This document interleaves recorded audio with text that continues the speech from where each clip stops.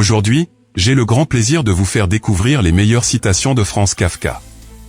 Franz Kafka est l'auteur du livre La Métamorphose, un livre dans lequel un commercial se réveille transformé en un insecte monstrueux, en une énorme bestiole immonde, qui dégoûte tous ceux qui le voient. Bonjour, je m'appelle Richard et vous êtes sur ma chaîne, Meilleures citations.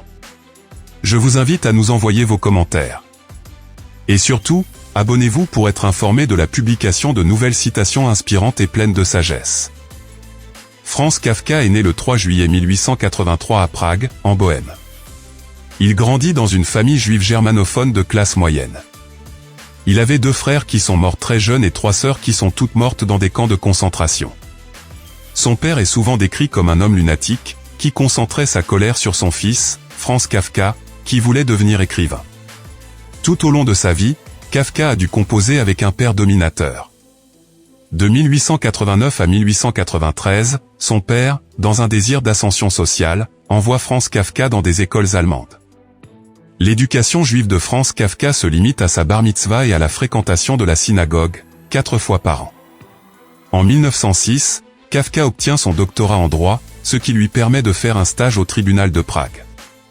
En 1907, Franz Kafka trouve son tout premier emploi dans une compagnie d'assurance italienne. En 1908, il quitte son employeur au bout d'1 an, car il n'est pas satisfait de ses horaires de travail. Cela l'empêchait de se consacrer à l'écriture. 15 jours plus tard, il est recruté par une compagnie d'assurance contre les accidents du travail. Il compose de nombreux textes pendant son temps libre, mais aucun de ses écrits n'est publié. En 1917, Kafka souffre de la tuberculose. Il est également confronté à la dépression et à l'anxiété sociale tout au long de sa vie. Il retourne à Prague dans l'espoir de recouvrer la santé. Je vous invite maintenant à découvrir les plus célèbres citations de Franz Kafka. Croire au progrès ne signifie pas qu'un progrès ait déjà eu lieu. Il y a un but, mais pas de chemin, ce que nous nommons chemin est hésitation. L'esprit n'est pas libre, tant qu'il n'a pas lâché prise. Quand une fois, on a accueilli le mal chez soi, il ne demande plus qu'on lui fasse confiance. La vraie voie passe sur une corde tendue non dans l'espace, mais à ras du sol. Elle semble plutôt destinée à faire trébucher qu'à être parcourue. Les questions qui ne se donnent pas de réponse elles-mêmes en naissant, n'obtiennent jamais de réponse. L'oisiveté est le commencement de tous les vices, le couronnement de toutes les vertus.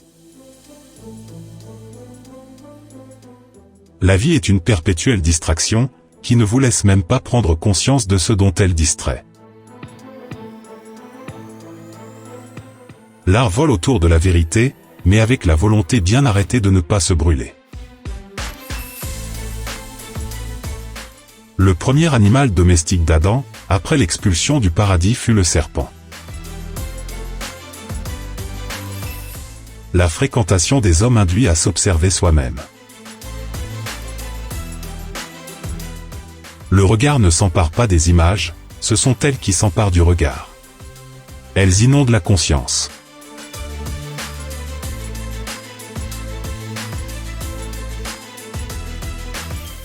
Mettez la compréhension active en lieu et place de l'irritation réactive, et vous dominerez les choses. La véritable réalité est toujours irréaliste. Le Messie ne viendra que lorsqu'il ne sera plus nécessaire, il ne viendra qu'un jour après son arrivée, il ne viendra pas au dernier, mais au tout dernier jour. Le niveau de la masse dépend de la conscience de l'individu. Exprimons le désespoir de l'homme devant l'absurdité de l'existence. Ne te présente pas devant un tribunal, dont tu ne connais pas le verdict. On ment le moins possible, seulement quand on ment le moins possible, et non quand on en a le moins l'occasion. Croire au progrès ne signifie pas croire qu'un progrès ait déjà eu lieu. Ça ne serait pas une croyance. L'avarice est en effet l'un des signes les plus sûrs d'un profond malheur. Tant que tu ne cesseras de monter, les marches ne cesseront pas, sous tes pieds qui montent, elles se multiplieront à l'infini. Les parents qui attendent de la reconnaissance de leurs enfants sont comme ces usuriers qui risquent volontiers le capital pour toucher les intérêts.